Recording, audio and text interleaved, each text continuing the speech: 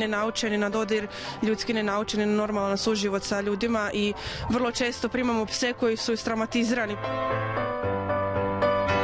Kada ih se stavi na lanac kao štence i kada ih se s tog lanca više nikada ni ne pusti, odnosno kako psi rastu, taj lanac im urasta u vrat. Mi smo imali nekoliko takvih slučajeva kada smo morali kirurški odstraniti lance iz psećih vratova.